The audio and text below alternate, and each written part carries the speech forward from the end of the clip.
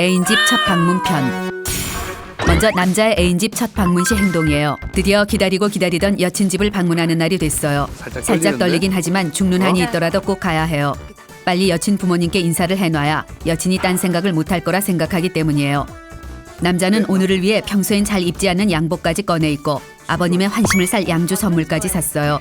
오늘은 반드시 여친 부모님께 자신의 사나이다움과 딸을 맡겨도 될 것 같다는 믿음직스러움을 어필해야 해요. 처음엔 별거 아니라 생각했는데 막상 여친 집에 다다라가니 긴장이 되고 겁이 나기 시작해요. 남자의 상태를 아는지 모르는지 여친은 쉴 새 없이 예비 장인에 대한 정보를 흘려요. 30년간 군 생활을 하셨으며 고지식하고 예의를 엄청 중요시한다며 실수라도 했다간 원산 폭격을 당할 수도 있다고 엄청 겁을 줘요. 또 때려서 봤대. 얘가 기어이 남자가 실신하는 걸 보고 싶은 모양이에요. 하지만 사나이 갑바가 있지 절대 겁먹은 티를 낼 순 없어요. 어느덧 여친의 집 앞에 도착했어요. 다리가 후들후들 떨리고 입이 바싹바싹 말라요. 저 문이 열리면 머리가 3개쯤 달린 괴물이 나타나 남자를 잡아먹을 것만 같아요. 여친은 남자가 쫄긴 뭘 그렇게 쪼냐며 약 올려요. 쫄기는 누가 쫄아? 하며 당당하게 초인종을 눌러요. 진짜 무서워요. 집에 가고 싶은 마음뿐이에요. 엄마가 보고 싶어요. 문이 열리고 최대한 당당한 척하며 집 안으로 들어서는데 여친의 어머님이 미소를 띠며 맞아주세요. 친절한 말투와는 달리 어머님은 순식간에 남자의 머리끝에서 발끝까지를 날카롭게 훑어내려요. 마치 안구로 MRI를 찍는 것 같아요. 어머님의 시선이 부담스러워 죽을 지경이지만 여유롭게 미소를 지어 보여요. 그때 방 안에서 아버님이 나오세요. 오 마이 갓. 아버님 인상이 예사롭지 않아요. 영화에 나오는 저격수나 암살자 같은 포스가 폴폴 풍겨요. 긴장으로 머리가 터져버릴 것 같은 남자는 인사를 어떻게 해야 하나 고민이 돼요. 큰절을 할까? 오버하는 거라고 생각하면 어쩌지? 악수를 할까? 건방져 보이면 어쩌지? 생각이 정리되지도 않았는데 아버님이 눈앞까지 다가오셨어요. 긴장한 남자가 큰절을 넙죽하는데 아버님께서 손을 내밀며 악수를 정하세요. 완전 엿됐어요. 절을 하다 말고 악수를 하는 기묘한 모양새가 됐어요. 창피해서 돌아버릴 것 같지만 꾹 참고 악수를 해요. 아버님의 엄청난 악력이 느껴져요. 젊은 시절 맨손으로 소도 때려잡으셨다는 여친의 말이 사실인 것 같아요. 거기다 아버님의 눈빛은 네가 바로 내 딸을 훔쳐가려는 그 도둑놈이냐? 라고 말하는 듯해요. 간략한 인사를 마치자 편하게 앉으라고 하세요.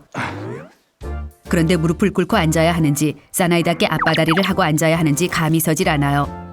그래도 사나이답게 앞바다리로 앉으려는데 아버님의 눈초리가 가늘게 떨리는 걸 목격해요.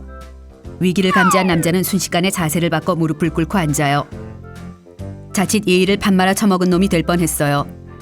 자세가 불편해 죽을 것 같아요. 그러나 누구도 편히 앉으란 말은 하지 않아요. 자리에 앉아 어머님께서 이것저것 묻기 시작하세요. 부모님 두 분 다 생존해 계시냐? 부모님의 연세는? 직업은? 형제는 어떻게 되냐? 대학은 어딜 나왔나? 직업은 뭔가? 어머님의 갑작스런 질문 융단 폭격에 살짝 당황했지만 어젯밤 예상 질문을 뽑아 미리 대비했기에 간신히 버텨내요. 그 이후에도 우리 애는 어디서 만났냐? 어디가 좋냐? 왜 좋냐? 등등 질문은 꼬리에 꼬리를 물고 이어져요. 말투나 표정은 상냥하지만 속으론 무슨 생각을 하시는지 전혀 모르겠어요.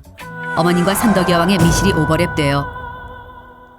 간단한 호구 조사를 마친 어머님이 식사를 준비하시겠다며 주방으로 가세요. 여친도 돕겠다며 떠나요. 아버님과 단둘이 남게 되자 뻘쭘하기 한이 없어요. 과묵하신 아버님은 TV만 바라보시고 남자는 가만히 천장 무늬를 세요. 어색함에 손발이 오그라들 지경이에요. 이대로 그냥 있으면 아버님은 남자를 말주변도 없고 숫기도 없는 찌질이로 보실 것 같아 걱정이 돼요. 남자는 성급한 마음에 아무 말이나 던지기 시작해요. 아버님, 벽지가 참 예쁘네요. 정말 예뻐요. 이런 젠장. 뭐라 딱히 대답하기 난감하면서도 아무 의미도 없고 심지어 재미도 없는 말을 꺼내고 말았어요. 아버님도 살짝 당황하신 눈치예요. 하지만 이미 주사위는 던져졌어요. 어쩔 수 없이 아버님과 벽지의 무늬와 가격에 대해 쓸데라곤 개미 똥구멍만큼도 없는 이야기를 진지하게 나눠요.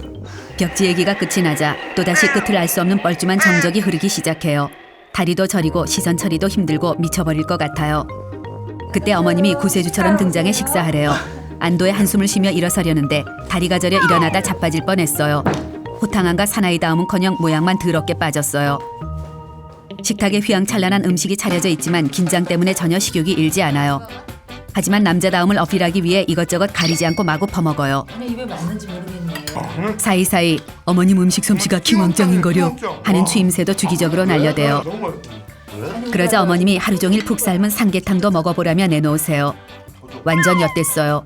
며칠 전 잘못 먹었다가 폭풍 설사를 한 기억 때문에 남자가 절대 기피하는 음식이 바로 삼계탕이기 때문이에요. 하지만 절대 티를 낼 순 없어요.